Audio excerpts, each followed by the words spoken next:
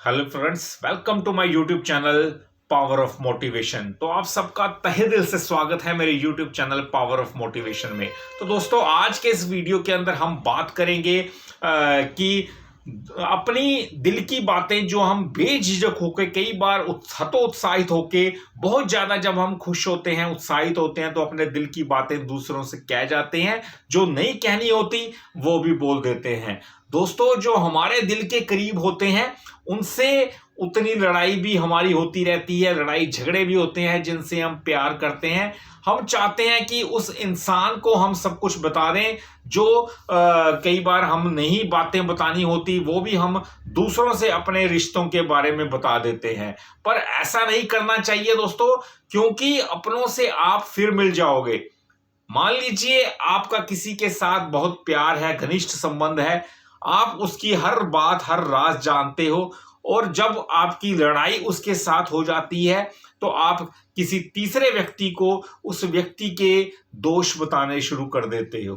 तो ऐसा नहीं करना चाहिए, क्योंकि आज आप उसके सारे राज किसी तीसरे के आगे खोल रहे हो। जो कभी आपका प्यारा हुआ करता था आज आपका दुश्मन बन चुका है। पर एक वक्त आता है जब आपको फिर से वो अच्छा लगने लगता है, आप उसके सारे गुण अवगुण भूल जाते हो और आप उसको गले लगा लेते हो। पर ऐसे में क्या होता है, जब तीसरे व्यक्ति के सम्मुख आपने ये बात रखी होती है, जो उसके गुण दोष बताए होते हैं, वो उसको हमेशा याद रहते हैं, फिर आपके रिश्ते में खटास आना शुरू हो जाती है। तो दोस्तों, ऐसा नहीं करना चाहिए।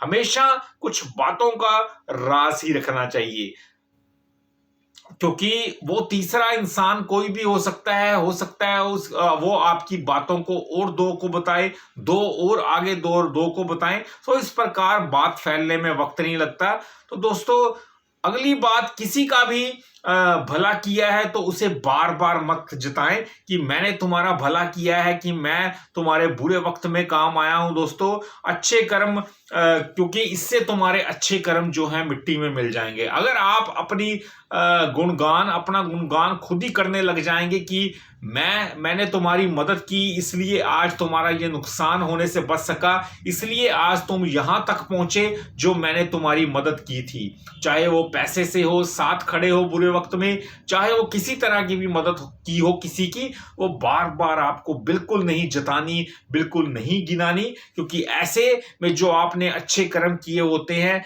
वो बिल्कुल खत्म हो जाते हैं। अपना गुणगान आप करोगे तो आपकी अच्छाई भी खत्म हो जाएगी दोस्तों।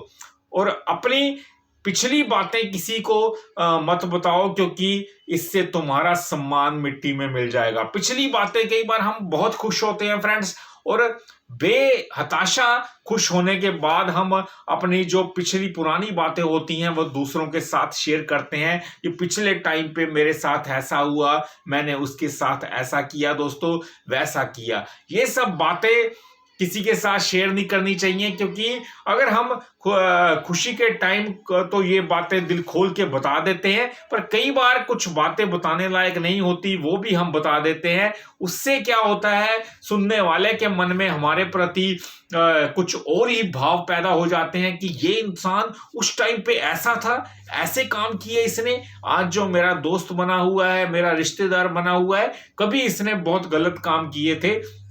तो उसके मन में आपके प्रति संदेह प्रकट हो सकता है दोस्तों। पिछली बातें चाहे अच्छी हो या बुरी फैलती जाएंगी, क्योंकि लोगों का काम है एक दूसरे से बात आगे बढ़ाना, तो अच्छी बुरी बातें आपकी लोग आगे बढ़ाते जाएंगे। अब अगली बात, किसी पे भी बहस नहीं करनी चाहिए आपको, किसी से भी बहस मत कीजिए।